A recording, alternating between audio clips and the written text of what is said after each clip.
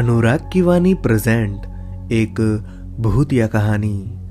आज की कहानी है एक सच्ची रूह, जिसको लिखा है टीना परिहर ने और आवाज दी है अनुराग मौर्य ने, यानी कि मैंने।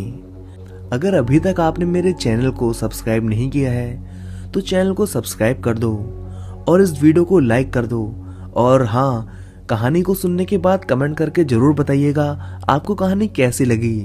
तो हेडफोन्स लगाइए और इस कहानी को अपनी आंखों के सामने इमेजिन करके सुनिएगा। अभय और शिवानी की आज शादी की सालगिरह है। परी और शिवम उनके 2 बच्चे हैं। शिवानी अभय को फोन लगाती है। कहाँ हो आप? इतनी देर हो गई है। आपने तो कहा था ना कि आप ऑफिस से निकल चुके हैं, फिर इतना वक्त क्यों लग रहा है? अरे आ रहा हूं, बस थोड़ी देर में। तुम तीनों तैयार रहना, फिर बाहर चलेंगे। आज खाना बाहर ही खाएंगे, ठीक है? अभय यह कहकर फोन काट देता है। शिवानी और बच्चे तैयार होकर बैठे होते हैं। शिवानी रह रहकर घड़ी की तरफ देखती है। कितनी देर हो गई है, अभय अभी तक नहीं आए हैं। बच्चों को भूख लगती है, तब शिवानी उन्हें खाना बनाकर खिला देती है। बच्चों का सुबह स्कूल होता है, इसलिए वह उन्हें सुला भी देती है। शिवानी कब से अभय को फोन लगाने की कोशिश करती है, पर अभय का फोन बंद बता रहा होता है। शिवानी को गुस्से के साथ रोना भी आने लगता है कि कहीं कोई अनहोनी तो नहीं हो गई। फिर मन ही मन भगवान से प्रार्थना करती है कि भगवान अभय की रक्षा करना। तभी डोरबेल बजती है। शिवानी गेट खोलती है। सामने अभय होता है।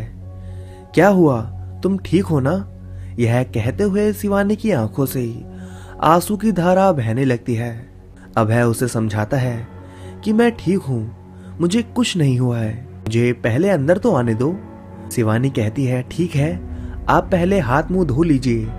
कुछ समय बाद अभय फ्रेश होकर आता है। शिवानी अभय के लिए खाना लगाती है। अभय खाना जैसे ही मुंह में लेता है उसकी आंखें भर आती है। शिवानी पूछती है क्या हुआ है? तब अभय कहता है आज जब मैं घर आ रहा था तब रास्ते में मुझे एक बच्चा मिला जो फूल बेच रहा था। बहुत ही मासूम सा था। मेरे पास आकर फूल लेने की विनती करने लगा। मैंने फूल तो ले लिया, सोचा कि तुम्हें दूंगा, पर उससे मैंने कहा कि तुम्हारी उम्र कितनी कम है, तुम स्कूल क्यों नहीं जाते? तुम्हारे माता पिता कहाँ हैं? क्या वो कुछ काम नहीं करते जो तुम्हें काम करना पड़ता है? ना सुनते ही वह रोने लगा और कहा कि पिताजी नहीं है और माँ के पैरों की हड्डी टूट गई है, चल नहीं सकती। वह पहले फैक्ट्री में काम करती थी, बहुत दिनों से परेशान हो रही हैं। कहती है कि वापस से काम पर जाएंगी। उसे कितनी तकलीफ होती है यह मैं ही जानता हूँ। उसकी दवाओं के लिए भी पैसे नहीं है मेरे पास। बस इतना कहते ही वह फूट फूट कर रोने लगा। उसके पास अपनी माँ की दवाओं का पर्चा था, तो मैंने उसे दवा दिलवा दी और उसके कहने पर उसके घर गया। वहां जाकर देखा तो उसकी माँ बहुत ही बीमार लग रही थी और दुखी भी।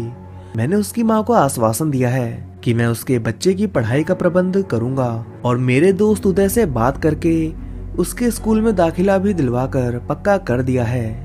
आज हमारी सालगिरह वाले दिन तुमने मुझे बहुत बड़ा उपहार दिया है। शिवानी ने यह अभय के मुंह में एक पूरा गुलाब जामुन घुसा दिया और मुस्कुराने लगी। अभय भी खाते खाते मुस्कुराने लगा। अगले दिन भी अभय घर नहीं लौटा। शिवानी परेशान हो जाती है। तभी डोरबेल बजती है। शिवानी गेट खोलती है। एक औरत होती है। एक बार तो शिवानी उसे देखकर डर जाती है। उस औरत के शरीर पर कई घाव होते हैं। सर से खून बह रहा होता है। हाथों और पैरों पर भी खून लगा होता है। उससे चला भी कैसे गया होगा, यही सोच रही होती है शिवानी। तभी वह औरत कहती है कि जल्दी चलो, तुम्हारे पति का एक्सीडेंट हो गया है, जल्दी करो, बहुत खून बह रहा है। किसी जानकार को फोन करो, यहीं पास वाले चौराहे पर हुआ है एक्सीडेंट। शिवानी यह सुनकर घबरा जाती है और फटाफट अपना फोन लेने अंदर जाती है और पड़ोस में रहने वाली अपनी सहेली को यहाँ आने के लिए कहती है। उसकी सहेली का पति अभय का भी अच्छा दोस्त होता है। शिवानी बाहर जाती है तब तक वह औरत चली जाती है। तभी उसकी सहेली राधा और उसका पति आ जाते हैं। राधा कहती है, शिवानी मैं बच्चों के पास रुकती हूँ, तू इनके साथ जा।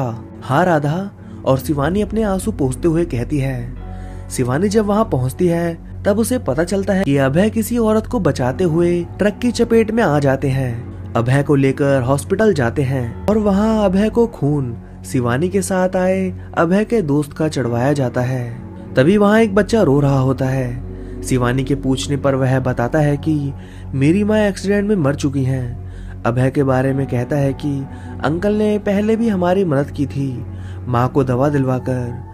आज मेरी माँ जब ट्रक के नीचे आने वाली थी तब भी मदद की, पर वह मेरी माँ को बचा नहीं सकी। वह बच्चा यह कहकर फिर से दहाड़े मार मार कर रोने लगता है। तभी शिवानी देखती है कि उसकी माँ को पोस्टमार्टम के लिए लेके जा रहे होते हैं। शिवानी जब उसकी माँ की शक्ल देखती है तो उसके पैरों तले जमीन खिसक जाती है। वह झटके के साथ दूर जा गिरती है। उसके पसीने छूटने लगते हैं। नहीं, यह नहीं हो सकता है, यह कैसे हो सकता है? वह मन ही मन सोचती है। इसी औरत ने तो मुझे अभय के एक्सीडेंट के बारे में बताया था घर आकर, फिर यह? आज से अभय ने उस बच्चे की सारी जिम्मेदारी ले ली, उसे गोद लेकर। तो दोस्तों, कहानी बस यहीं खत्म होती है। तो बताइए आपको कहानी कैसी लगी, कमेंट करके जरूर बताइएगा।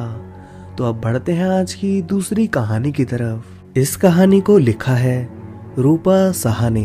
एक था डिंगरा। माँ बाप नारायण के बड़े भक्त थे, सो उन्होंने अपने बेटे का नाम रखा था नारायण। ये डिंगरा नाम तो उसे गांव वालों ने दिया था और इसी नाम से आज पूरा गांव उसे पुकारता था। अब आप पूछेंगे कि गांव वालों ने एक अच्छे खासे नाम को क्यों ऐसे बिगाड़ दिया? तो इसकी एक मात्र वजह थी, उसकी अजीब सी आदत, डींगे मारना। ये बड़ी बड़ी डींगे मारता कि गांव वाले दांतों तले अपनी उंगलियां चबा लेते, ओह माफ कीजिएगा, दबा लेते। अब डिंगरा का असर देखिए। उसकी कहानी लिखने बैठी मैं भी अब उसके असर से बच नहीं पा रही। मेरा डिंगरा से मिलना आज से करीब 7 साल पहले तब हुआ था जब मैं शहर के भीड़ भाड़ से ऊब कुछ नए की तलाश में खेसाड़ी खेत नामक गांव में पहुंची। गांव के बारे में क्या बताऊं, बस इतना समझ लीजिए कि अगर कहीं स्वर्ग होगा तो बिल्कुल वैसा ही होगा। आप इसे डिंगरा का असर भी मान सकते हैं। गांव के ही सरपंच जी के घर मुझे ऊपर का 2 कमरा किराए पर मिल गया, जहां अब मैं उनकी पेइंग गेस्ट थी। एक दिन जब मैं कुछ जरूरी सामान खरीद वापस लौट रही थी, तभी कोई नैना मर जाएगी चिल्लाता हुआ मेरे बगल से गुजरा। वो इतनी जोर जोर से चीख रहा था, पर कोई उसकी ओर ध्यान ही नहीं दे रहे थे। वो रो रो कर पुकार रहा था, पर सब अपने कार्यों में ऐसे लगे पड़े थे जैसे उन्होंने सुना ही ना हो। मैंने उससे पूछा, क्या हुआ, क्यों मर जाएगी नैना? वो उस तालाब में चली गई है जहाँ बड़े बड़े मगरमच्छ हैं, अब वो सब मिलकर उसे खा जाएंगे, उसे बचा लो, उसे बचा लो। यहाँ गांव के तालाब में मगरमच्छ है? कहाँ, चलो दिखाओ। जब हम वहाँ पहुँचे तो नैना कपड़े धो रही थी। वो हैरान हो उसे देख रहा था। कुछ देर बाद बोला, आज भगवान ने तुम्हें बचा लिया नैना, और तुम्हारी जान आज सिर्फ मेरी वजह से बची है, जो मैं समय पर यहाँ आ गया इन्हें लेकर।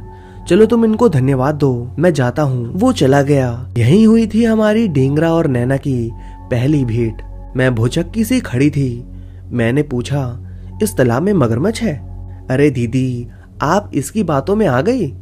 वो देखिए, वो जो कछुए बाहर सिर निकाले झांक रहे हैं ना, उसे ही ये मगरमच्छ बताता है। ये पागल है क्या? ये पागल नहीं है दीदी, ये तो डिंगरा है, डिंगरा। आप खामखा परेशान हुए, उसे माफ कर दीजिए। वो दिल का बुरा नहीं है, बस जाने कहां से ये डींगे मारने की बीमारी लग गई इसे। मैं मुस्कुराई, ऐसा भी होता है क्या? आप सरपंच जी के घर रुकी है ना? आपका खाना मैं ही बनाती हूँ। क्या? मेरा मतलब है आज 10 साल से मैं उनके घर खाना बनाती हूँ, आप मेरा पकाया ही खाती हैं। अच्छा, तुम तो बहुत स्वादिष्ट भोजन पकाती हो। वो शर्मा गई। खेसाड़ी खेत और उसके आसपास के गांव प्राकृतिक सौंदर्य की खान थे। ऐसा लगता था जैसे भगवान ने बहुत समय लगाकर बड़े प्रेम से सजाया था उन जगहों को। दूसरे दिन मैंने घूमने जाने का ख्याल बनाया। अब बस जरूरत थी एक सवारी की। सरपंच जी बोले, नैना को बोलो अपने आदमी को बुला लाएगी, अच्छा आदमी है और ऑटो भी सावधानी से चलाता है। मैं तैयार होकर नीचे पहुंची तो ऑटो खड़ा था, बिल्कुल साफ सुथरा चमकता हुआ। मैं अंदर बैठी और जब वो मेरी तरफ पलटा तो मैंने अपना सिर पीट लिया। तुम? जी मैडम, मैं डेंगरा, नैना तुम्हारी पत्नी है? हाँ हाँ, मेरी ही है। वो चल पड़ा। मैं चुपचाप थी, कोई रास्ता भी तो नहीं था। रास्ते में गांव के मास्टर जी दिखे। वो चिल्ला कर बोले, देखिए मैडम, वो जो रास्ते में जा रहे हैं ना, वो गुरु द्रोणाचार्य हैं। क्या? मैं गुस्से से बोली, मेरा मतलब है उनका दूसरा जन्म है और मैं सबसे खुशकिस्मत जिसने इनसे शिक्षा ग्रहण की है। गांव से निकलकर हम अब एक झरने के सामने थे। इतनी खूबसूरत जगह थी कि मैं वहां की तस्वीर को अपनी आंखों में समेट लेना चाहती थी। तभी ढींगरा मेरे पास आकर बोला, वो जो पानी ऊपर से नीचे गिर रहा है ना, वो शिवजी के पैरों को धोकर जमीन में आ रहा है। वो मेरे पूर्वज थे जिन्होंने इसे धरती पर उतारा था। इसी तरह की अनगिनत डींगे मारता हुआ वो पूरे दिन मुझे नई नई जगहें दिखाता रहा। सच बोलूं तो अब मुझे उस पर पहले की तरह गुस्सा नहीं आ रहा था। वो भले ही बकबक करता रहा, पर बहुत ही अधिक पर चिंतक था। जब हम लौट रहे थे तो दूर पहाड़ी पर बहुत जगमगाता हुआ एक महल दिखा। मैंने उससे पूछा, वो क्या है?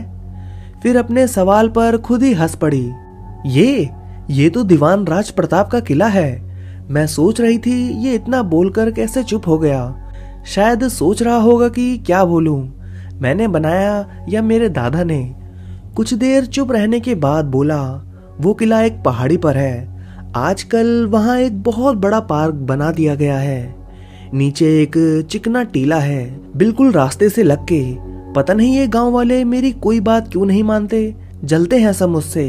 उन सबसे समझदार जो हूँ, वो कौन सी बात नहीं मानते, ये जानने की मेरी चाहत बिल्कुल भी नहीं थी। पर वो कहाँ रुकने वाला था, शुरू हो गया। आप बाहर से आई हैं और अब मुझ में इतना विश्वास करने लगी हैं तो बता देता हूँ। सच कहता हूँ, जितनी ध्यान से आपने मुझे सुना है उतना किसी ने भी नहीं सुना। आज से 3 दिन पहले रात को मैं उस पहाड़ी वाले रास्ते से नीचे आ रहा था तो टीले पर मुझे कुछ दिखाई दिया, कोई जानवर सा। वो चांद की ओर अपनी मुंह उठाकर अजीब सी आवाजें निकाल रहा था। मैं डर कर अपने ऑटो में चुपचाप बैठ गया। कुछ देर बाद जो मैंने देखा उस पर आप विश्वास नहीं करेंगी।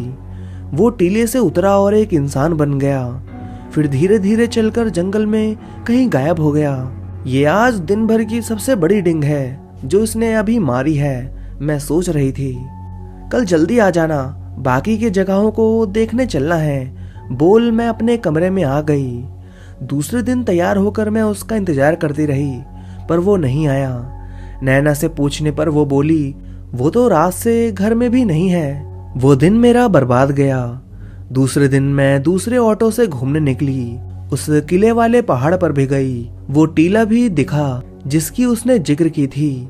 अब मेरे पास उस गांव में सिर्फ 2 दिन और बचे थे। नैना बहुत परेशान थी। आज 3 दिन हो गए थे पर डिंगरा अब तक घर नहीं आया था। वो रोई जा रही थी, कुछ बताकर भी नहीं गया था। अचानक चौथे दिन वो वापस आ गया। सरपंच जी के घर से सब उसे देखने उसके घर जा रहे थे तो मैं भी उनके साथ हो गई। घर के बाहर बहुत सारे गांव वाले जमा थे। उसके पैरों में किसी जानवर ने काटा था, दांतों के गहरे निशान थे। वो चुपचाप खाट पर लेटा था। हमें देखा तो उठ बैठा। सरपंच जी ने पूछा, क्या हुआ डेंगरा, कहाँ गायब हो गया था? वो बताने लगा, मैं बार बार कहता रहा आप सबसे कि मेरा जन्म आप सबकी रक्षा करने के लिए हुआ, पर आप सबने तो मेरी बात ही नहीं मानी। आज मैंने कर दिखाया। ऐसा क्या किया तुमने? सरपंच जी खींचते हुए बोले, उस दिन जब मैं मैडम को छोड़कर वापस आ रहा था तो मेरे दोस्त का फोन आया कि उसका 4 साल का बेटा गायब हो गया है। मैं उसके घर चला गया, तब पता चला कि आसपास के गांव के और भी कितने ही बच्चे गायब हो रहे हैं। उससे मिलके जब मैं लौट रहा था तो रात के 12 बज चुके थे। मैं पहाड़ी के पास से गुजर रहा था तो मुझे किसी बच्चे की चीख सुनाई दी। वहीं ऑटो खड़ा कर मैं आवाज की दिशा में भागा। कुछ ही दूर गया था कि मैंने देखा एक भेड़िया एक बच्चे को घसीटता हुआ जंगल की ओर ले जा रहा था। जब तक मैं वहां पहुंचता तब तक वो उस बच्चे को पूरी तरह खा चुका था। खाकर वहीं एक चट्टान के ऊपर चढ़ गया और फिर चांद की ओर मुंह उठाकर ऐसी आवाज निकाली कि मेरी तो हालत खराब हो गई। मैं वहीं पेड़ों के पीछे छिपकर उसे देख रहा था। कुछ देर बाद वो वहां से उठा और एक और जाने लगा। मैं भी उसके पीछे पीछे चलता जा रहा था। सूरज निकलने से कुछ देर पहले वह एक इंसान में बदल गया और ना जाने कहां गायब हो गया, मुझे पता ही नहीं चला। दूसरे दिन मैं दिन भर जंगल में भटकता रहा पर वो मुझे नहीं मिला। रात होने को आई थी, आसमान में चांद निकल आया था। मैं वहीं पेड़ों के पीछे छिपा उसका इंतजार कर रहा था। तभी मुझे लगा जैसे कोई मेरे पीछे खड़ा है। पलट कर देखा तो बिल्लोरी आंखें चमक रही थी। वो मुझ पर झपटने ही वाला था कि मैं वहां से भागा। मैं आगे था, वो मेरे पीछे। तभी उसने जोर की छलांग लगाई। अब वो मेरे ऊपर था। मैंने मान लिया था कि मेरा अंतिम समय अब आ गया है। बाबा की बात याद आ रही थी कि अंतिम समय में अगर भगवान का नाम लो तो मोक्ष मिल जाता है। मैंने भी आंखें बंद करके मनी मन पुकारना शुरू कर दिया, हे भगवान, जीवन दो या मौत, अब सब तेरे हाथ में है। वो अब तक मुझे सूंघ रहा था। तभी कुछ टकराया और वो मुझसे दूर जाने लगा। मैंने उठकर देखा तो धोती कुर्ता पहने, सिर पर पगड़ी बांधे कोई था जो एक छड़ी दिखा दिखा कर उसे भगाने की कोशिश कर रहा था और वो भेड़िया डर कर पीछे भी हट रहा था। कुछ देर में वो वहां से भाग गया। तब मैंने उससे पूछा कि वो कौन है और यहाँ क्या कर रहा है। फिर वे बोले, मैं 1000 किलोमीटर दूर से यहाँ इस मानव भेड़िया की खोज में आया हूँ। ये लाठी कैसी और भेड़िया इसे देख क्यों भाग गया? ये चांदी की लाठी है, भेड़िया इससे डरता है और ये है उसकी मौत का हथियार। उसने एक चांदी की चाकू निकाल ली। जब आपके पास उसकी मौत का हथियार है तो आपने उसे मारा क्यों नहीं? पूरा मौका भी था आपके पास। वो मेरे ऊपर था और आप उसके पीछे। कई बार कोशिश की है पर असफल रहा। उसे कोई ऐसा आदमी ही मार सकता है जो कभी किसी का बुरा नहीं चाहता। तो मैं मारूंगा उसे। मैंने तो कभी किसी का बुरा नहीं चाहा। वो मुझे गौर से देख रहे थे।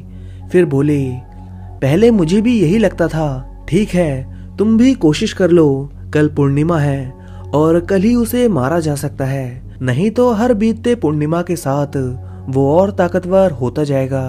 दूसरे दिन रात को हम उसकी खोज में निकल पड़े। रात बीतती जा रही थी पर वो अब तक नजर ना आया था। आकाश में चमकता पूरा चांद हमारी डर को थोड़ा कम कर रहा था। मुझे प्यास लगी। मैं बोतल खोल पानी पीने ही वाला था कि मेरी नजर सामने झाड़ियों के पीछे गई। कुछ सुना था मैंने और कुछ धुंधला सा दिख रहा था। जब हम धीरे धीरे वहां पहुंचे तो वहां का दृश्य देख हमारे होश उड़ गए। एक 10-12 साल का लड़का वहां गिरा पड़ा था। शायद उसकी मौत हो चुकी थी क्योंकि अब उसके शरीर में कोई हरकत नहीं थी। मेरे साथ वाले बूढ़े बाबा बोले, पहले नवजात बच्चों का ही शिकार कर सकने में सक्षम था, फिर 4-5 साल के बच्चों का करने लगा और आज ये 10-12 साल का बच्चा है। मैं कहता था ना, हर बीतते पूर्णिमा के साथ इसकी शक्तियां और भी बढ़ती जाएंगी। चाकू निकालिए, मैं पीछे से जाके घोंप दूंगा। उन्होंने अपने थैले में हाथ डाल अभी चाकू निकाला ही था कि हमारी फुसफुसाहट सुन वो हमारी ओर पलटा, जिसे देख चाकू छूटकर जमीन पर गिर गई। चांद की रोशनी में चमकती उसकी 2 आंखें हमें घूर रही थी। वो धीरे धीरे आगे बढ़ने लगा। हम धीरे धीरे पीछे हटने लगे। बूढ़े बाबा ने चांदी की छड़ी निकाली पर अब वो उससे नहीं डर रहा था। वह बढ़ता ही चला आ रहा था। अचानक उसने छलांग लगाई और बाबा को जमीन पर पटक दिया। वो अपने दांत उनकी गर्दन पर गड़ाने ही वाला था कि एक अद्भुत शक्ति का प्रवाह हुआ मुझ में और मैंने वो जमीन पर गिरा हुआ चाकू उठाया और पलक झपकते ही उसकी पसलियों में घुसा दिया। वो पलटा और मेरे पैरों को अपने जबड़े में दबोच लिया, पर कुछ ही पलों में वो जमीन पर ढेर हो चुका था। मैंने बाबा को सहारा देकर उठाया। उसके बाद जो हुआ उस पर आप भी कभी विश्वास नहीं करेंगे। ऐसा क्या हुआ? क्या वो फिर जीवित हो गया? गांव वाले एक साथ चीखे। नहीं, वो मर चुका था, पर धीरे धीरे उसका शरीर बदलने लगा। उसके हाथ बदलकर इंसानी हाथ बन चुके थे, पैर अब इंसान के पैर थे, बाल वाला पूरा शरीर अब बदलकर इंसानी देह बन चुका था और उस डरावने खूंखार मुंह के जगह अब एक बहुत ही सुंदर सा मासूम चेहरा नजर आ रहा था। पूरा शरीर देखने से यही कोई 20-22 साल का लड़का होगा जिसकी लाश पड़ी थी। वो बूढ़े बाबा उसके सिर को गोद में रखकर फूट फूट कर रो रहे थे। मुझे बड़ा आश्चर्य हुआ। उनको तो खुश होना चाहिए था, जिसकी खोज में वो महीनों से भटक रहे थे। आज उसकी लाश सामने पड़ी थी। आप इसे जानते हैं क्या? मैंने पूछा। हाँ, ये अभागा मेरा बेटा है। इसकी ये हालत कैसे हुई? एक ऋषि के श्राप के कारण। वे कुछ देर रुके, फिर कहना शुरू किया। तीर धनुष का बहुत शौक था इसे। पूरा दिन कंधे पर अपना धनुष लटकाए रखता था। पेड़ का जो फल बोलो अपनी तीर से तुम्हारे सामने गिरा देता। मेरा पूरा घर इसके जीते हुए मेडलों से सजा हुआ है।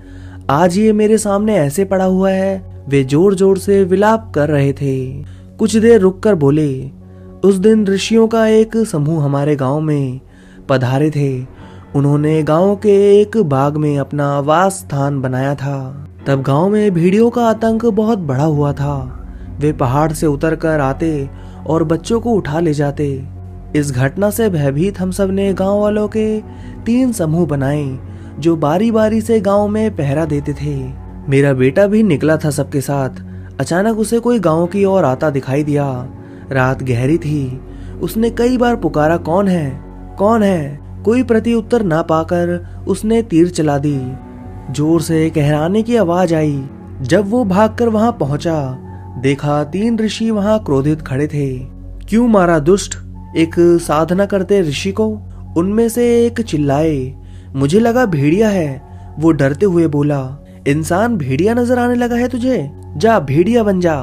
उनके इतना कहते ही मेरा बेटा भेड़िया में बदल गया और जंगल की ओर जाने लगा। मैंने ऋषियों के सामने हाथ जोड़कर पूछा, अनजाने में हुई भूल की इतनी बड़ी सजा?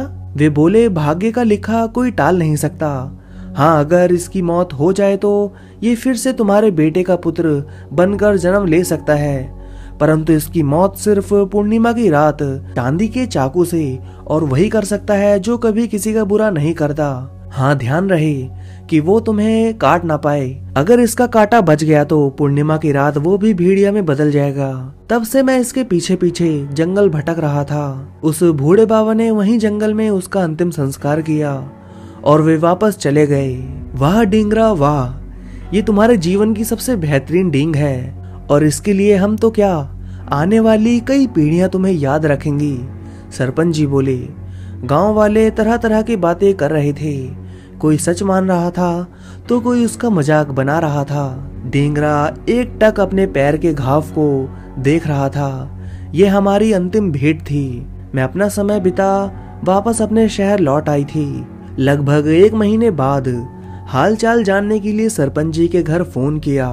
तब उन्होंने जो बताया उसने तो मुझे अचरज में डाल दिया। पूर्णिमा के बाद से ही डींगरा अपने गांव से लापता था और आज तक भी उसकी कोई खबर ना मिली। तो इस कहानी को लिखा है रूप साहा रूपाली जी ने। तो दोस्तों, कहानी कैसी लगी आपको कमेंट करके जरूर बताइएगा। और हाँ, अगर अभी तक आपने मेरे चैनल को सब्सक्राइब नहीं किया है, अभी के अभी नीचे दिए गए रेड कलर के सब्सक्राइब के बटन को दबाकर चैनल को सब्सक्राइब कर लो। रोशनी जब शादी कर अपने ससुराल पहुंची तो ऐसा लग रहा था जैसे किसी ने लाश को कपड़े पहनाकर घर में बिठा दिया है। ना वो हंसती थी, ना किसी से बात करती, बस सारा दिन मुंह लटकाए अपने कमरे में बैठी रहती।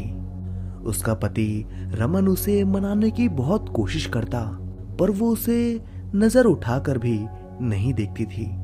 घर में बस 2 जने ही थे।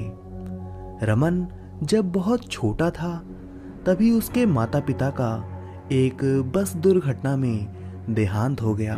12 वर्ष तक अपनी दादी के साथ रहा, फिर वो भी उसे अकेला छोड़ चली गई।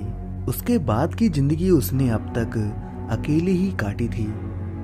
कुछ दोस्त थे जो बहुत अजीब थे और कुछ थे जिससे उसे बेइंतहा प्यार था, जिसके बिना उसका एक दिन ना गुजरता था। और आज उसे लग रहा था कि उसी की कृपा से उसे रोशनी जैसी पत्नी मिली है, जिसे पाने का ख्याल वो सपने में भी नहीं देख सकता था। और ये थी शराब। गांव वालों ने अब उसका नाम बदल दिया था। अब वो उसे पिशाच के नाम से बुलाते थे। आखिर उसने पिशाच विवाह जो किया था। शादी के 1 महीने बीत गए, पर रोशनी ने ना उससे बात की, ना कभी उसका कोई ख्याल रखा और ना ही कभी उसे नजर उठाकर देखा। बस वो उठकर अपने लिए कुछ पका लेती थी और खाकर फिर से अपने कमरे में कैद हो जाती थी। अब गांव में कुछ आश्चर्यजनक घटनाएं घटने लगी थी। एक के बाद एक कई लड़कियां गायब होने लगी और जब वो मिलती तो निर्जीव, शरीर सफेद पड़ चुका होता था और ऐसा लगता जैसे किसी ने उसके बदन का सारा खून चूस लिया है। कई लोग ये भी दावा करते थे कि उन्होंने जंगल में एक विचित्र दानव को देखा है। विशाल शरीर, खून सी लाल आंखें, लंबे लंबे नाखून और चेहरे पर 2 नुकीले दांत। वो ऐसी आवाज निकालता था कि सुनने वाले के रोंगटे खड़े हो जाएं। अचानक एक दिन रमन गायब हो गया। एक के बाद एक दिन बीतने लगे, पर वो ना लौटा। उसकी तलाश भी किसी को नहीं थी। लोगों ने यही मान लिया कि वो उस दानव का शिकार बन गया होगा। कुछ दिनों बाद रोशनी सामान्य नजर आने लगी। अब वो पनघट तक पानी लेने जाती थी। आस पड़ोस की महिलाओं से हंसकर बातें भी करने लगी थी।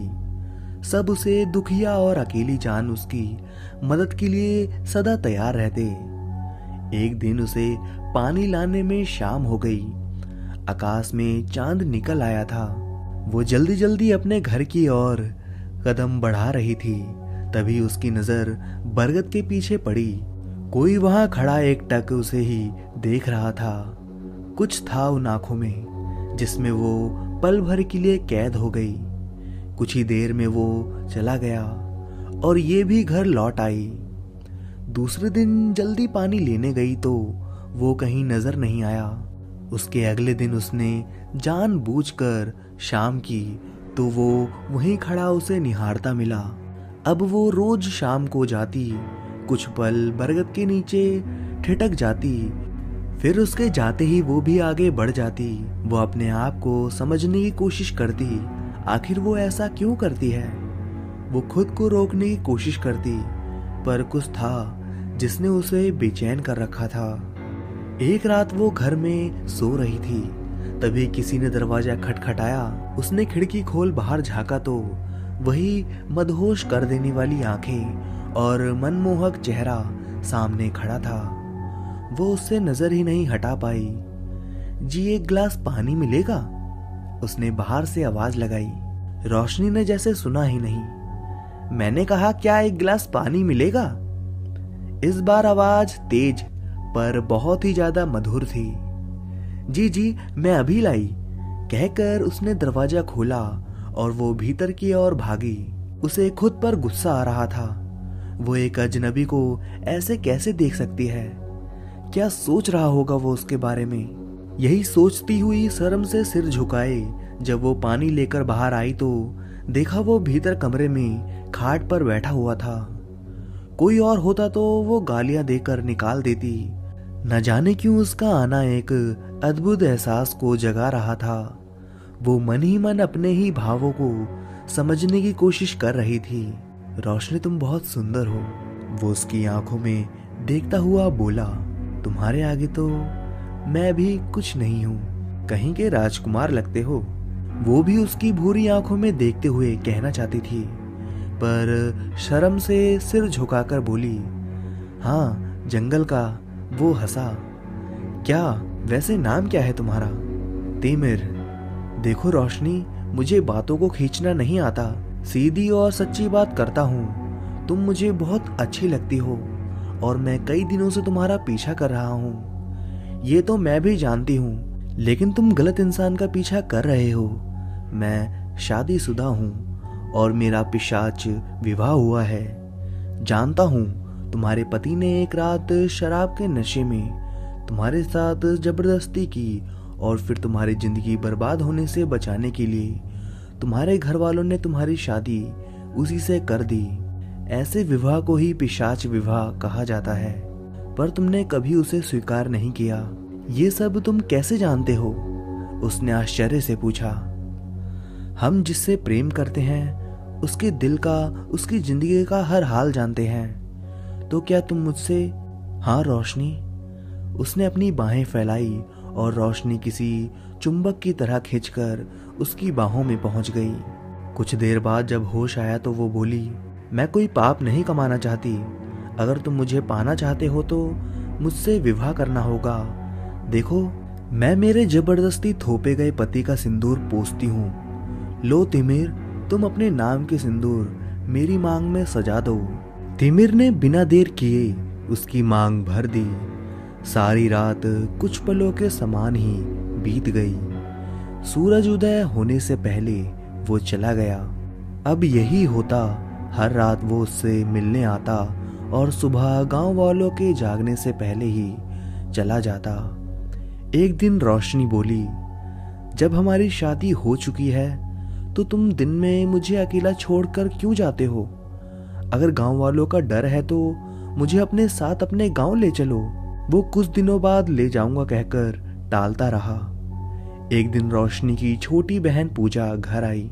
रोशनी ने उससे कुछ न छिपाया, अपना और तिमिर का रिश्ता उसके सामने रख दिया, ये जानकर कि वो बस रात को ही मिलने आता है।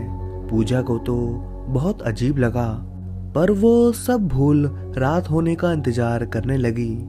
उसने अपने जीजू के पसंद का खाना बनाना चाहा, पर रोशनी ने बताया वो रोज खाना खाकर ही आते हैं। हर रात की तरह तिमिर घर आया। वो बहुत प्यार से पूजा से मिला।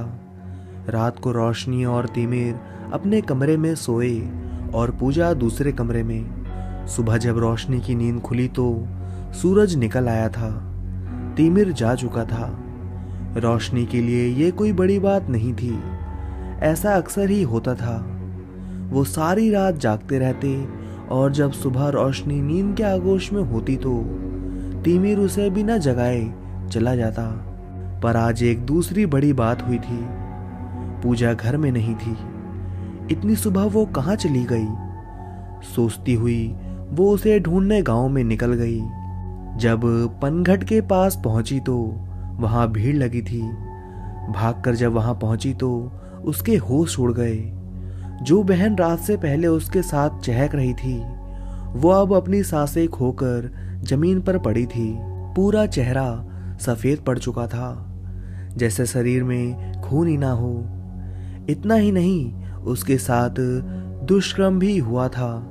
उसके घर वाले आए और रोते बिलखते बेटी की लाश उठा ले गए। रोशनी को भी साथ चलने को कहा, पर उसने संग जाने से इनकार कर दिया।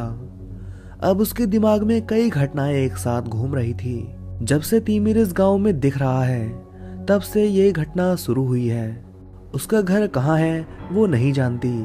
हर सुबह वो कहाँ जाता है वो नहीं जानती। उसकी आंखों में ये कौन सा सम्मोहन है जो उसे उसके लिए पागल करता है, ये भी उसे समझ नहीं आता। उसके घर से बाहर पूजा क्यों गई? जरूर किसी पहचान वाले ने उसे साथ बुलाया होगा। उसके घर की चाबी बस 2 लोगों के पास थी, एक इस दुनिया में नहीं था, दूसरा तिमिर। आज उसने मन ही मन कुछ फैसला किया और रात होने का इंतजार करने लगी। हर रोज की तरह अपने तय वक्त पर तिमिर आया। आते ही उसे गले लगाकर बोला, मुझे बहुत दुख हुआ पूजा के बारे में जानकर, पर क्या करोगी, यही जिंदगी है, यहाँ खोना पाना तो लगा ही रहता है। इसलिए रोशनी, आसान तो नहीं पर धीरे धीरे सब भूलने की कोशिश करो। जी वही कर रही हूँ, कहती हुई वो उसके गले से लग गई। आधी रात वो पानी पीने के लिए उठी और कुछ देर बाद चिल्लाई। उसकी आवाज सुन जब वो रसोई घर में पहुंचा तो देखा रोशनी की उंगली से खून टपक रहा था। तिमिर की सांसें तेज चलने लगी। वो पीछे मुड़ गया। कुछ था जो चेहरे से बाहर आने की कोशिश कर रहा था, पर वो पूरी ताकत लगाकर उसे रोक रहा था। तिमिर, देखो ना, कितना खून बह रहा है और तुम चेहरा फेर कर खड़े हो। मेरी मदद करो। रोशनी रोते हुए बोली। अपने घाव को बांध लो रोशनी, मैं खून नहीं देख सकता, मेरा सिर घूमता है। ठीक है, बांध ली, अब तो देखो। जब रोशनी बोली तो वो पीछे पलटा। उसने अपना आंचल फाड़ कर उसमें बांध लिया था। रात को सोने के वक्त रोशनी ने धीरे से अपनी पट्टी खोलकर नीचे गिरा दी। अपनी उंगली को जोर से दबाया तो वहां से फिर खून निकल आया। वो सोने का अभिनय करते हुए अपनी हथेली को उसके सीने में रख दी। तिमिर कुछ देर बेचैनी से करवट बदलता रहा और फिर धीरे से उसने उसकी उंगली अपने मुंह में डाल ली। अब रोशनी महसूस कर रही थी वो उसका खून चूसने की कोशिश कर रहा था, पर उंगली उसके लिए पर्याप्त नहीं थी। वो अपना मुंह रोशनी के गर्दन के पास लाया। उसके हाथ रोशनी के शरीर को जरूरत से अधिक कस रहे थे। रोशनी ने डर से अपनी सांस रोक ली और अपने अंजाम की प्रतीक्षा करने लगी। बंद आंखों से ही उसने महसूस किया जैसे तिमिर अब कोई और बन रहा है। उसका शरीर उसे चुभ रहा था। उसकी तेज होती गर्म सांसें उसके चेहरे पर जलन उत्पन्न कर रही थी। एक तेज गुराहट के साथ वो तेजी से फिर उसकी गर्दन की ओर झुका और अचानक एक झटके के साथ उठकर वहां से गायब हो गया। कुछ देर बाद रोशनी ने अपनी आंखें खोली। उसका शरीर पसीने से लथपथ था। वो डर से कांप रही थी। कुछ देर बाद खुद को संयमित कर वो सोच रही थी, मेरे साथ इतनी मेहरबानी क्यों तिमिर? क्यों औरों की तरह तुम मेरी जान नहीं लेते? पर अब बस बहुत हुआ। अब कोई मेहरबानी नहीं चाहिए मुझे तुम्हारी। अब तो बस मुझे तुम्हारा अंत चाहिए और इस गांव को तुम्हारे जैसे दरिंदे से मुक्ति। सुबह उठी तो उसके सिर में चक्कर आ रहा था। शायद उसने बहुत अधिक खून चूस लिया है मेरा, वो सोच रही थी। उसी दिन जब पानी लेने पनघट पर गई तो वहीं बेहोश होकर गिर पड़ी। गांव वालों ने डॉक्टर को बुलाया। जांच से पता चला वो मां बनने वाली है। उस रात फिर से तिमिर आया और बोला, मुझसे नफरत करती हो ना रोशनी? तुम मेरे दिल का हर हाल कैसे जानते हो? मैं ये भी जानता हूँ आज पूर्णमासी की रात है और मुझे मारने के लिए तुमने अपनी कमर में एक चांदी का छुरा छिपाया है। आखिर तुमने एक पिशाच के अंत का तरीका ढूंढ ही लिया। फिर तुम मुझे खत्म क्यों नहीं कर देते? मैं तो बहुत आसान शिकार हूँ तुम्हारे लिए। मैंने तुमसे विवाह किया है, प्रेम करता हूँ तुमसे। मैं होश में तुम्हें कभी नुकसान नहीं पहुंचा सकता। विवाह, प्रेम, ये सारी बातें तुम्हारे जैसा दरिंदा क्या समझ पाएगा जो खुद एक पिशाच है। तुमने जो किया है वो किसी से नहीं छुपा, इसलिए बेहतर होगा तुम हमेशा हमेशा के लिए ये गांव छोड़कर चले जाओ। ये तुम बस इस गांव को दरिंदों से बचाने के लिए बोल रही हो ना? चलो मेरे साथ, कहकर वो उसे ले उड़ा। अब वो एक पीपल के पेड़ के नीचे खड़े थे जहां 3 लड़के एक लड़की के साथ दुष्कर्म कर रहे थे। वो तड़प रही थी पर चीख नहीं पा रही थी। उन्होंने उसका मुंह बंद कर रखा था। अभी वो उसके हाथ पैरों का नस काट कर उसे मारने ही वाले थे कि रोशनी चिल्लाई, छोड़ दो उसे। फिर जो उसकी ओर बढ़ रहा था उसे देख उसे घृणा से अपनी आंखें फेर ली। ये उसका पहला पति था जिसके साथ उसका पिशाच विवाह हुआ था। अभी वो उसे हाथ लगाने ही वाले थे कि तिमिर ने तीनों को एक साथ दबोच लिया। अब उसका रूप विकराल हो रहा था। वो दानव की तरह नजर आने लगा था, बिल्कुल वैसा ही जैसा लोग उसके बारे में बातें करते थे।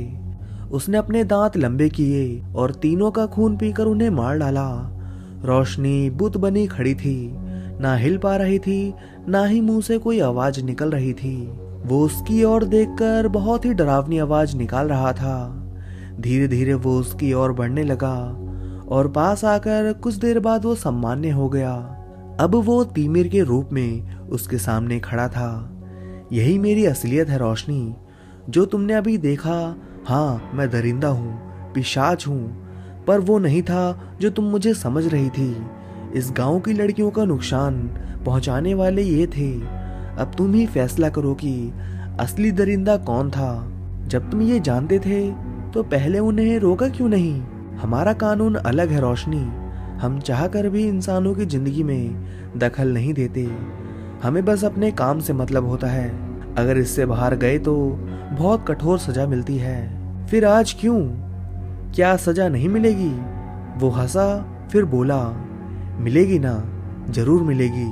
कानून तोड़ने का दंड तो तय होता है। देखो रोशनी, ये पूर्णमासी की रात है और तुम्हारी कमर में चांदी का छुरा भी।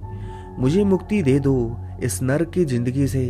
मैं जब तक जिंदा रहूंगा पिशाच बनते रहेंगे। एक तो तुम्हारे गर्भ में भी आ चुका है, तो क्या मेरा बच्चा भी?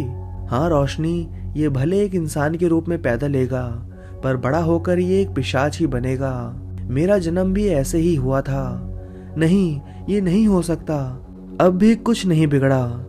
अभी कुछ महीने ही हुए हैं। लो ये जड़ी खा लेना, वो जन्म से पहले ही मर जाएगा। मेरी जिंदगी पहले से नर्क है।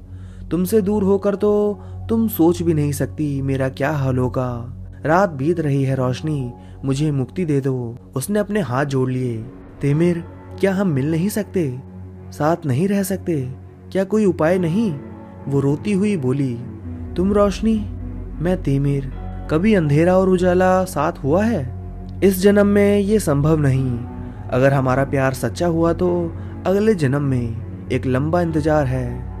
इतना लंबा इंतजार भी नहीं तिमिर, बस कुछ ही पलों का। कहते हुए उसने वो छुरा निकाला और एक ही झटके में उसके भीतर कर दिया। फिर उसे निकालकर अपने पेट में डाल ली। दो शरीर अब वहां शांत पड़े थे। अब कहीं कोई अंधेरा नहीं था। सूरज निकल रहा था और सूरज की मध्यम लाल रोशनी के बीच दो सफेद प्रकाश एक हो रहे थे, सदा सदा के लिए। इस कहानी को लिखा है रूपा साहा ने, यानी कि रूपाली ने। तो दोस्तों, आपको यह कहानी कैसी लगी कमेंट करके जरूर बताइए।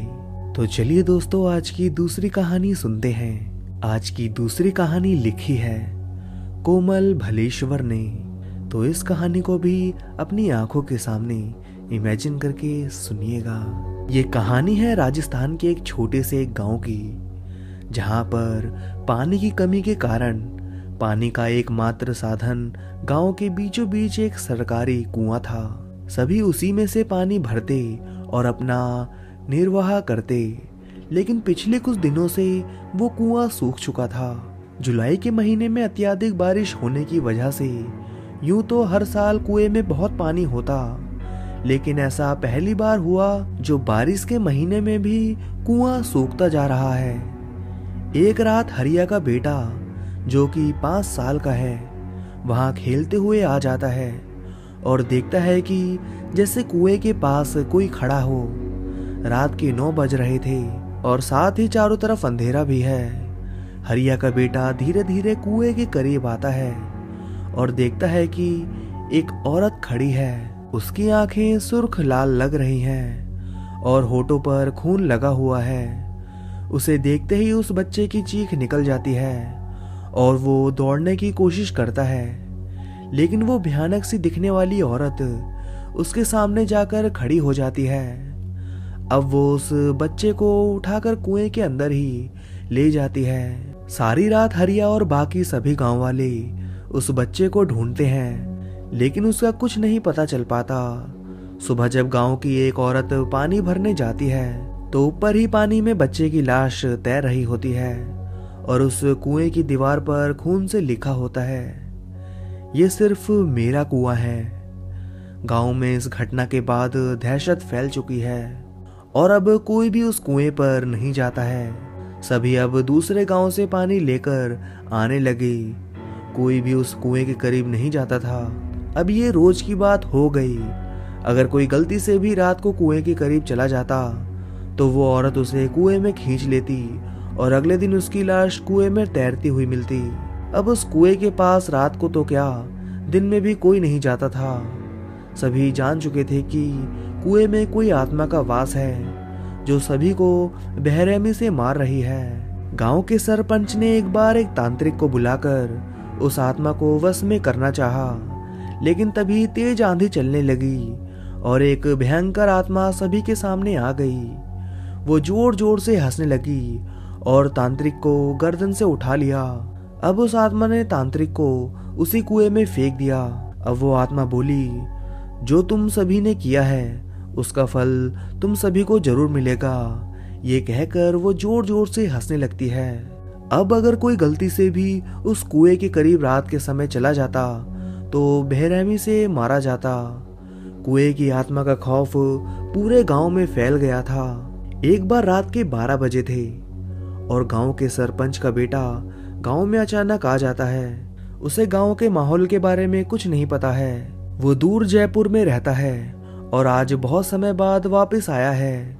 वो फोन पर बातें करते हुए कुएं के करीब से जैसे ही गुजरता है तो उसे कुएं में से आवाज आती है, सूरज। सूरज आसपास देखता है तो उसे कोई नहीं दिखता, तो वो उसे अपना वहम समझकर जाने लगता है। तभी एक बार फिर से आवाज आती है, सूरज इधर आओ। सूरज देखता है कि एक औरत कुएं के पास खड़ी है और उसे पुकार रही है। वो करीब जाकर देखता है तो बस देखता ही रह जाता है। वो कोई और नहीं बल्कि उसकी पत्नी पूनम की आत्मा खड़ी थी। उसके बाल हवा में लहरा रहे थे, चेहरे पर जगह जगह जख्मों के निशान थे।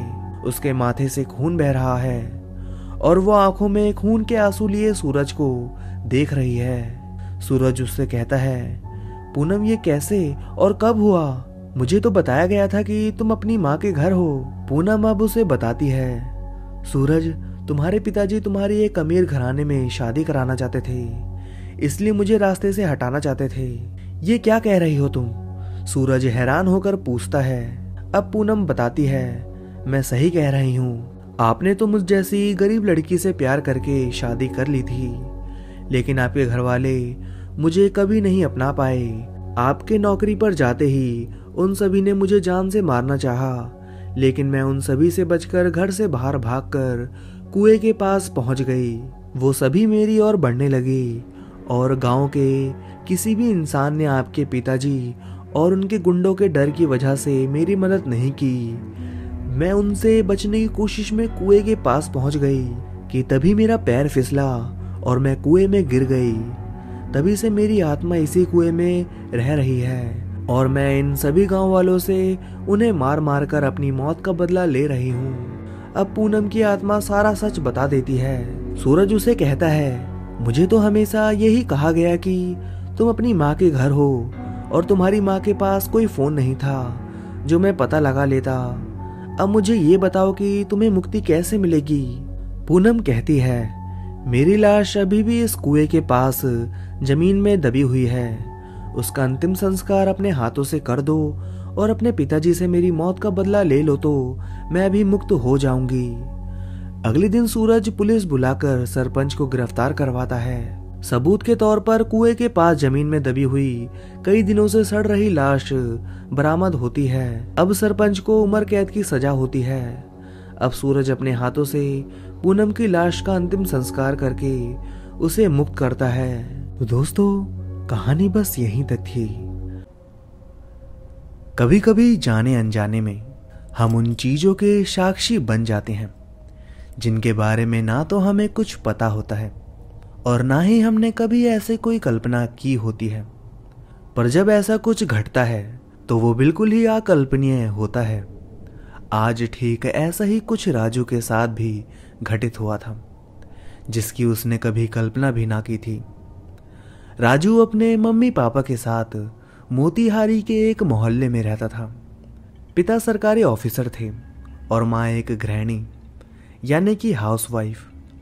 वैसे राजू का सारा बचपन तो मोतीहारी में ही गुजरा था, पर पढ़ाई पूरी करने के बाद वो अपनी किस्मत आजमाइश के लिए दिल्ली आ गया था और ऊपर वाले के रहम से उसे एक अच्छी सी नौकरी भी मिल गई थी।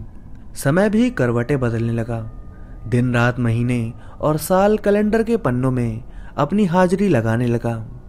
पर एक दिन कुछ ऐसा हुआ जिसने राजू के जीवन की दिशा को ही मोड़ दिया। राजू हर रोज की तरह आज भी ऑफिस से आकर बालकनी में बैठा चाय की चुस्कियों का आनंद ले रहा था। हवाएं भी मंद मंद चल रही थी, गमले के फूल खिलखिला रहे थे, चिड़िया चहचहा रही थी। ऐसा लग रहा था जैसे प्रकृति अपने अद्भुत सौंदर्य के दृश्य का एक रंगारंग कार्यक्रम प्रस्तुत करने वाली है। राजू भी इन प्राकृतिक सौंदर्य के दृश्यों में कुछ डूब सा गया था। तभी अचानक उसने एक फुसफुसाहट भरी डरावनी आवाज सुनी। ऐसा लगा जैसे उसके कानों में किसी ने धीरे से कहा, तुम मेरे से मिलने कब आओगे? अपना किया हुआ वादा कब निभाओगे? यह आवाज राजू के ठीक पीछे से आई थी। राजू को ऐसा लगा जैसे किसी ने उसके मस्तिष्क की तरंगों को बड़े ही जोर से झकझोर दिया हो। वह घबराया हुआ पीछे मुड़कर देखा तो वहां कोई ना था। वैसे उसका घबराना भी लाजमी था, क्योंकि वह पिछले 4 सालों से इस घर में अकेला ही रह रहा था। काम वाली बाई भी आती थी, लेकिन वो भी 1 महीने से काम पे नहीं आ रही थी। तो फिर ये आवाज किसकी थी? राजू को जब कोई ना दिखा तो वो अपने कमरे के अंदर जाके खुद की तसल्ली करने लगा। पर कमरे के अंदर भी किसी को ना पाकर उसने सोचा कि शायद ये उसका वहम है और कुछ नहीं। समय ने एक बार फिर तेज रफ्तार पकड़ ली और सब कुछ ठीक चलने लगा। राजू ने भी उस बीती हुई बात को अपना वहम समझ के भुला दिया। पर वो बीती हुई बात कोई वहम ना थी, वो तो किसी अनहोनी की पहली दस्तक थी। और इसका परिणाम यह हुआ कि एक रात राजू चिल्लाता हुआ नींद से उठकर बैठ गया। उसका पूरा शरीर कांप रहा था। वह सिर से लेके पांव तक पूरी तरह से पसीने से भीग चुका था। उसे यह समझते देर न लगी कि शायद वो बुरी तरीके से डरा हुआ था और उसने कोई डरावना सपना देखा था। पर सपना क्या था ये उसको याद ना आ रहा था। उसने अपने दिमाग पे थोड़ा जोर दिया तो उसे याद आया कि उसने कोई धुंधली आकृति देखी थी। लेकिन चौंकने वाली बात यह थी कि उस आकृति की आवाज में भी वही प्रश्न थे जो कुछ दिनों पहले राजू ने अपने कानों से सुना था कि तुम मेरे से मिलने कब आओगे? अपना किया हुआ वादा कब निभाओगे? अब तो जैसे राजू के पांव के नीचे से जमीन ही खिसक गई थी। उसके आंखों के सामने तो एक पल को जैसे अंधेरा ही छा गया। अब उसके सब्र ने भी उसका साथ छोड़ दिया था। उसकी धड़कनें तेज हो चुकी थी और हिम्मत भी टूट चुकी थी, लेकिन गला प्यास से सूखा जा रहा था। वह करता भी तो क्या करता। उसने जैसे तैसे अपने आप को संभाला और बड़ी हिम्मत करके किचन में पानी पीने के लिए गया। उसने फ्रिज से पानी की बोतल निकालकर जैसे ही अपने होठों पे सटाया कि तभी किचन में बर्तन गिरने की आवाज हुई। राजू का शरीर एक बार फिर डर से कांप उठा। उसके हाथ तुरंत ही कांपने लगे। उसके हाथों से पानी की बोतल नीचे गिर गई। वह इतना डर गया था कि बिना कुछ जाने वो अपने कमरे की ओर तेजी से भागा। तभी किचन से भागती हुई एक काली बिल्ली उससे टकराई। उसे समझ तो आ गया कि किचन में बर्तन इस बिल्ली की वजह से गिरा था, पर उसके अंदर के डर ने उसे वापस किचन में ना जाने दिया। वह कमरे में आकर एक सहमे हुए छोटे बच्चे की तरह अपने बिस्तर में दुबक गया। अब नींद तो जैसे उससे कोसों दूर थी। उसने घड़ी की ओर देखा तो सुबह के 4:30 बज रहे थे। वह सुबह के 6 बजे तक जैसे तैसे अपने बिस्तर पर ही लेटा रहा। फिर फ्रेश होकर अपने ऑफिस को जल्दी चला गया। राजू के ऑफिस में उसके कई मित्र थे, पर उनमें से साहिल ही अकेला ऐसा दोस्त था जिससे राजू अपनी हर बात और हर प्रॉब्लम को शेयर करता था। लंच का वक्त हो चुका था, इसलिए साहिल ने राजू को बोला कि काम थोड़ा जल्दी खत्म करें। साहिल थोड़ी देर बाद बोलता है, यार तू कहाँ खोया हुआ है? पूरे 10 मिनट हो गए हैं, सब ठीक तो है? राजू घबराते हुए बोला, हाँ यार सब ठीक है। तभी साहिल कहता है, लगता तो नहीं, बताना क्या बात है? यार कोई बात नहीं है, एवरीथिंग इज फाइन। ठीक है, फिर चल जल्दी से लंच करते हैं। तभी राजू बोलता है, ओके। दोनों मित्र लंच करने चले जाते हैं। साहिल बोलता है, अरे राजू तेरा लंच बॉक्स कहाँ है? सॉरी यार, आज मैंने लंच के लिए कुछ बनाया ही नहीं। तभी साहिल बोलता है, फिर बाहर से कुछ ऑर्डर किया जाए? तभी राजू बोलता है, नहीं यार मुझे याद ही नहीं रहा। साहिल बोलता है, ओके कोई बात नहीं, मेरा लंच है ना, मिल बांट के खा लेंगे। वैसे यार एक बात पूछूं? राजू बोलता है, पूछना, पहले तू प्रॉमिस कर राजू बोलता है ओके बाबा प्रॉमिस। साहिल बोलता है यार तुझे मैं पिछले कई सालों से जानता हूँ, तुम इतने सीरियस और गुमसुम कभी नहीं दिखे, तो आज ऐसी क्या बात है, वो कौन सी प्रॉब्लम है जिसकी वजह से तुम्हारे चेहरे की मुस्कुराहट तक गायब है। राजू बोलता है पहले तू प्रॉमिस कर कि तू मेरा मजाक नहीं उड़ाएगा। साहिल बोलता है अरे यार कैसी बात कर रहा है, तू छोड़ इन बातों को और अपनी समस्या बता। राजू ने अपनी सारी आप बीती साहिल को बता दी। साहिल बोलता है देख यार मैं भूत प्रेत जैसी बातों पे विश्वास तो नहीं करता, पर तू कह रहा है तो मान लेता हूँ, लेकिन ये तेरा वहम भी तो हो सकता है। राजू बोला यार वहम एक बार होता है, बार बार नहीं। मुझे पहले से ही पता था सबकी तरह तू भी मेरी बातों पर विश्वास नहीं करेगा। साहिल बोला सॉरी यार, पर मुझे तुझ पर विश्वास है। सुन मेरी मान तो कुछ दिनों के लिए मोतीहारी चला जा, अपने घर वालों से मिल भी लेगा और क्या पता ये चीज़ ठीक भी हो जाए। वैसे भी तूने लंबे समय से कोई छुट्टी भी नहीं ली है। तभी राजू बोला यार तू ठीक कह रहा है, मैं कल ही घर के लिए निकल जाता हूँ, लेकिन तेरी एक मदद चाहिए। हाँ बोल ना। राजू बोलता है आज रात तू मेरे साथ मेरे ही रूम में रुक जा। तभी साहिल बोलता है ओके मेरे बाप ठीक है। फिर दोनों ऑफिस के बाद राजू के घर के लिए चल देते हैं। साहिल बोलता है देख राजू, मुझे लगता है ये सब तेरा वहम है और कुछ नहीं। अब तो रात भी आधी होने को आ गई, पर मुझे तो ऐसा कुछ भी आभास नहीं हुआ। राजू बोलता है पता नहीं क्या सच है क्या झूठ, मेरे तो कुछ समझ ही नहीं आ रहा है। अगर कोई सबूत होता तो मैं तुझे बता पाता कि मुझे कोई वहम नहीं हुआ है। साहिल बोलता है सॉरी यार, मेरा तुझे दुख पहुंचाने का कोई इरादा नहीं है। चल अब सो जा, सुबह जल्दी उठना होगा। दोनों दोस्त तो सो जाते हैं और फिर अगली सुबह साहिल बोलता है अरे राजू जल्दी कर, ट्रेन ना छूट जाए। नहीं छूटेगी यार, मैं रेडी हूँ, तू सामान तब तक बाहर निकाल। साहिल राजू को रेलवे स्टेशन तक छोड़ के खुद ऑफिस के लिए निकल जाता है। उधर राजू ट्रेन में बैठकर अपने होम टाउन की ओर निकल जाता है। लगभग 16 घंटे की यात्रा के बाद राजू अपने घर पहुंचता है। वहां अपने मम्मी पापा से मिलकर वो बहुत खुश होता है। राजू की मम्मी बोलती हैं चल अब जल्दी से हाथ मुंह धो ले, मैं तब तक खाना लगा देती हूँ। राजू बोलता है माँ बस एक गर्मा गर्म चाय पिला दो, खाना बाद में खा लूंगा। वैसे भी इस बार मैं लंबी छुट्टी लेकर आया हूँ, जो जी चाहे अब खिलाते रहना। राजू के पापा बोलते हैं क्या बात है बेटा, लगता है इस बार वापस जाने का इरादा नहीं है। वैसे भी मैं तो यही चाहता हूँ कि तू दिल्ली छोड़कर हमेशा के लिए यहीं आ जाए। राजू बोलता है नहीं पापा ऐसी कोई बात नहीं है, बस थोड़ा मन ही नहीं लग रहा था तो सोचा आप लोगों से मिल लाऊं।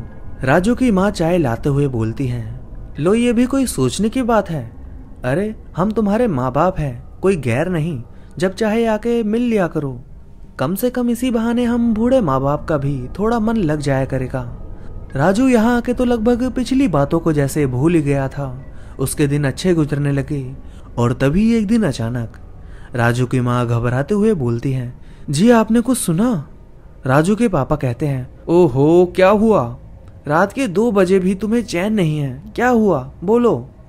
राजू की माँ कहती है जी आपको कोई आवाज नहीं आ रही है क्या?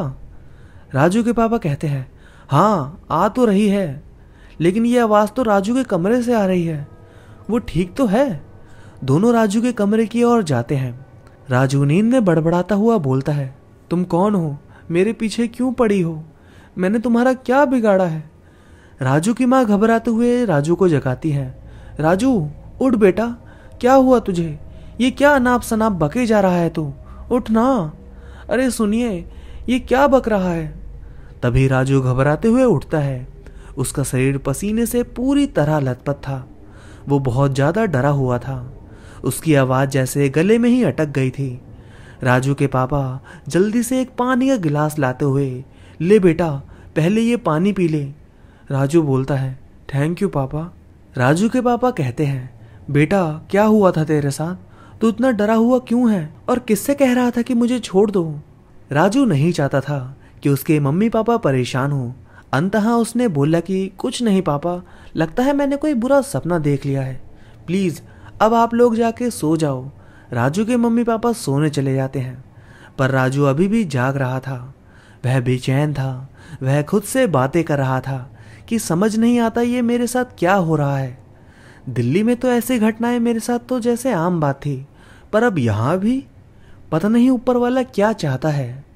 राजू ने इस बार किसी आकृति को नहीं, बल्कि उसने सपने में साफ साफ एक लड़की को देखा था जो किसी पुराने खंडर में खड़ी थी और वहीं से राजू को बुला रही थी। अब तो जैसे राजू को आए दिन ये दौरे पड़ने लगे। राजू के माँ बाप बहुत घबरा गए थे, पर उनके समझ नहीं आ रहा था कि आखिर वो करे भी तो करे क्या। उधर राजू हर बार अपने माँ बाप को एक बुरा सपना बताकर उनके बातों को टाल जाता, पर राजू को लगता था कि सपने वाले खंडर को उसने कहीं देखा था, लेकिन कहाँ उसे याद ना आ रहा था। दिमाग पे बहुत जोर लगाने के बाद उसे याद आया कि वो खंडर कहीं और नहीं बल्कि उसके अपने शहर में ही था। लेकिन तसल्ली के लिए वह एक बार उस खंडर में जाकर देखना चाहता था। अंततः उसने मन में निश्चय किया कि कल ही वो उस खंडर को देखने जाएगा। अगले दिन हिम्मत करके वो उस खंडर को खोजने निकला और उसे मिल भी गया। ये खंडर सपने वाले खंडर से बिल्कुल मिलता जुलता था। मन में तसल्ली तो हो गई थी, लेकिन उसकी हिम्मत ना हुई कि वो उस खंडर के अंदर जा सके। अंततः वो घर की ओर लौटने लगा। तभी पीछे से एक लड़की की आवाज आई, तुम आ गए। मुझे पूरा विश्वास था कि तुम जरूर आओगे। राजू के जैसे पूरे बदन में सांप रेंग गया हो। पीछे मुड़कर देखना तो दूर, वो इतना डर गया था कि अपने पैरों की चप्पल वहीं फेंक के तेज कदमों से वहां से घर की ओर भाग आया। राजू के मम्मी पापा उसके चेहरे पे साफ साफ परेशानी के बादल देख पा रहे थे, पर बेटे की जिद के आगे वो मजबूर थे। राजू की माँ कहती है, राजू कल तेरे मामा जी के यहाँ शादी में चलना है, तैयार रहना, हम सबको जाना है।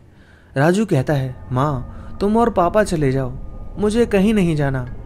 राजू की मम्मी कहती है, पर बेटा अकेले यहाँ क्या करेगा। राजू कहता है, माँ मेरी टेंशन आप लोग ना लो, मुझे कुछ नहीं होगा। आप लोग भी ना मेरे सपने की वजह से झूठ मूठ का परेशान होते रहते हो। राजू की माँ राजू को खूब समझाती है, पर राजू उनकी एक ना सुनता है और अगले दिन उसके मम्मी पापा उसके मामा जी के यहाँ शादी में चले जाते हैं। इधर राजू बैठा बैठा सोचता है कि अगर मैं सोऊंगा तो सपना आएगा, क्या करूं, वैसे भी मैं अकेला हूं। नहीं मैं नहीं सोऊंगा, लेकिन वो आवाज़ तो बिना सपनों के भी आती है, क्या करूं, कुछ समझ नहीं आ रहा है। राजू फिर खुद से ही बातें करने लगता है, इस रोज रोज के झंझट से तंग आ गया हूं, लेकिन करूं भी तो क्या करूं। पता नहीं क्यों ऐसा लगता है मेरे सभी सवालों के जवाब मुझे उस खंडर से ही मिल पाएगा, लेकिन प्रश्न यह उठता है कि कैसे। क्यों ना मैं फिर एक बार उस खंडर तक जाऊं। लेकिन वो आवाज़ किसकी थी। नहीं मैं नहीं जाऊंगा, लेकिन मुझे इससे अच्छा मौका भी तो नहीं मिलेगा। मम्मी पापा दोनों ही घर में नहीं हैं, वो तो मुझे जल्दी कहीं जाने ही नहीं देते। पर क्या रात में जाना उचित होगा। वहां दिन में तो इतना डर लगता है, लेकिन रोज रोज के झंझट से तो अच्छा है क्यों ना एक ही दिन सारे झंझटों का निपटारा कर दिया जाए। रोज रोज मरने से अच्छा है कि एक ही दिन मर जाएं। अब चाहे जो हो जाए, मैं आज ही रात को जाऊंगा वहां। अब जो भी फैसला लेना है मम्मी पापा के वापस आने से पहले लेना है। राजू उसी रात अपने सवालों के जवाब पाने के लिए उस डरावनी और भूतिया खंडर की ओर चल देता है। राजू घर से तो निकल गया था, लेकिन जैसे जैसे उसके कदम मंजिल की ओर बढ़ रहे थे, ठीक वैसे वैसे उसकी धड़कनें भी उतनी ही तेज होती जा रही थी। रात भी काली चादर ओढ़ के जैसे उसका पीछा कर रही थी। उसका शरीर भारी सा होने लगा था, जिससे उसकी कदमों की गति कभी बहुत तेज हो जाती तो कभी बहुत धीमे। सड़कों के किनारे खड़े पेड़ और पौधे तो हवा में ऐसे ही हिल डुल रहे थे, जैसे कि उन सभी को राजू के वहां जाने से नफरत सी हो रही हो। फिर भी राजू इन सबको पीछे छोड़ता हुआ अपनी मंजिल की ओर आगे बढ़ता रहा और आखिरकार राजू उस वीरान और बेजान भूतिया खंडर तक पहुंच ही गया। लेकिन वहां पहुंचते ही उसे लगा कि जैसे उसके शरीर की सारी नसें डर से फट गई हों। कुछ देर तो वो दूर से ही सहमा हुआ उस खंडर को निहारता रहा, फिर एक दृढ़ निश्चय के साथ आगे बढ़ा। रात के अंधेरे और सन्नाटे में पूरा का पूरा खंडर बहुत डरावना और भयानक दिख रहा था। राजू खंडर के मुख्य दरवाजे से अब अंदर जा चुका था। उसने टॉर्च के उजाले में अपनी नज़रों को चारों तरफ दौड़ाया, पर उसे मकड़ी के जाल, टूटे हुए पुराने दीवार और कुछ बिखरी हुई गंदगी के सिवा वहां और कुछ न दिखा। राजू डरता हुआ चिल्लाया, लो अब मैं आ गया। तुम मुझे बुला रही थी ना, मैं खुद ही तुमसे मिलने आ गया। पर कुछ देर बीतने के बाद भी उसे ना तो कोई जवाब मिला और ना ही कोई प्रतिक्रिया हुई। तब उसने बोला, ठीक है तो मैं जा रहा हूं, पर मुझे आज के बाद परेशान मत करना। राजू जैसे ही ये बोलकर वापस जाने लगा, वैसे ही खंडर का टूटा हुआ दरवाजा अपने आप अचानक से बंद हो गया। हवाएं तेज बहने लगी और तभी उसके कंधे पे किसी ने पीछे से हाथ रखते हुए बोला कि रुको, मत जाओ। राजू अब डर से सिहर उठा था। उसका शरीर कांप रहा था, सिर से पसीने की धार तीव्र हो चली थी।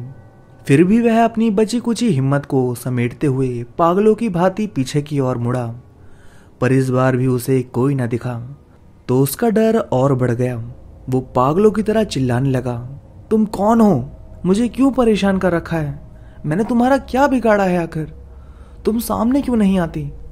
तुम मुझे मार ही डालो, मैं डर डर के जीना नहीं चाहता। तभी अचानक उसके सामने एक लड़की दिखाई देती है। यह वही लड़की थी जिसे कुछ दिनों पहले राजू ने अपने सपने में देखा था। उसे देखते ही राजू बेहोश हो जाता है। एक बार फिर खंडर सन्नाटों से भर जाता है।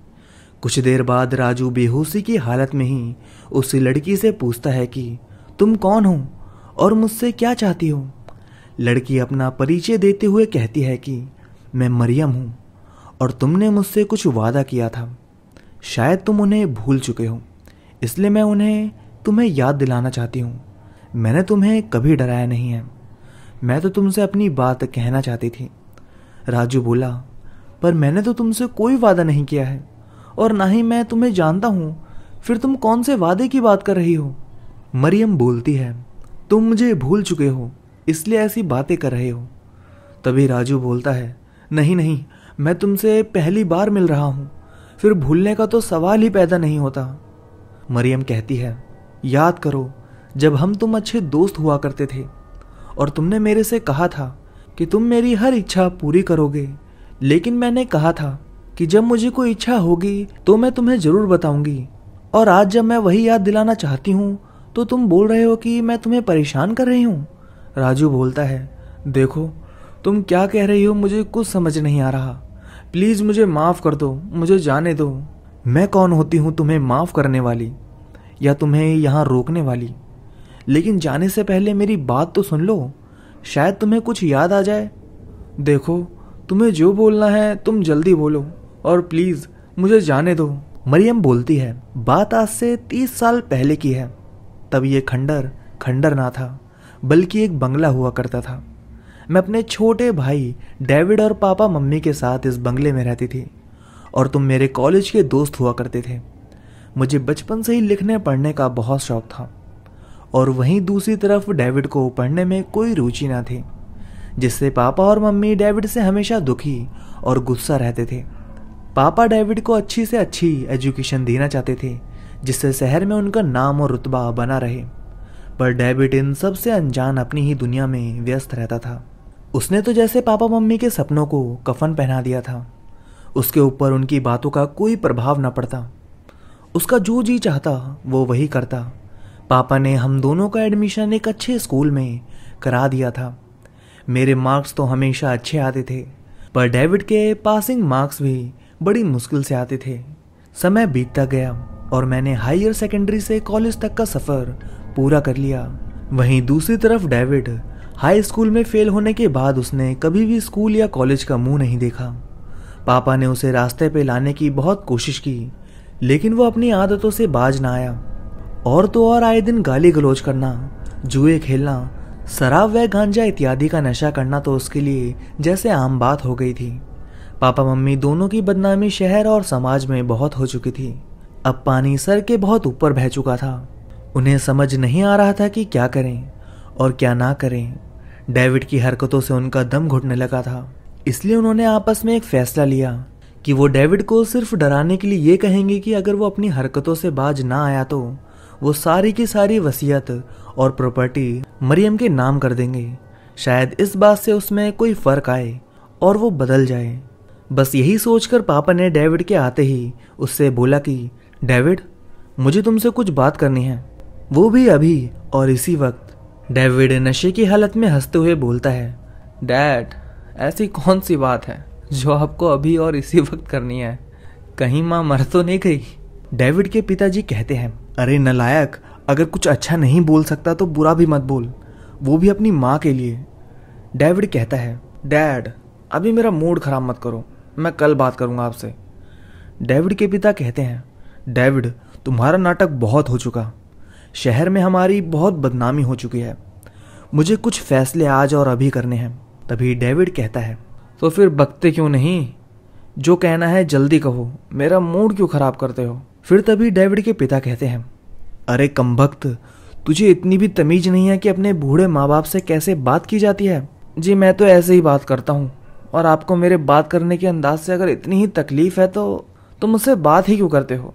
खामखा आप अपना और मेरा वक्त बर्बाद कर रहे हो। डेविड के पिता कहते हैं, देखो, मुझे तुमसे बात करने का शौक बिल्कुल भी नहीं है, तेरी जैसी नालायक औलाद तो भगवान किसी दुश्मन को भी ना दे। तभी डेविड बोलता है, देखो, मैं तुम्हारी बकवास अब तक इसलिए सुन रहा था क्योंकि तुम मेरे बाप हो, वरना कब का तुम्हें लात मार के आगे निकल गया होता। तभी डेविड के पिता कहते हैं, अब मुझे ये एहसास हो गया है कि मेरा और तेरी माँ का लिया हुआ फैसला बिल्कुल ही सही है। डेविड कहता है, कौन सा फैसला? कैसा फैसला?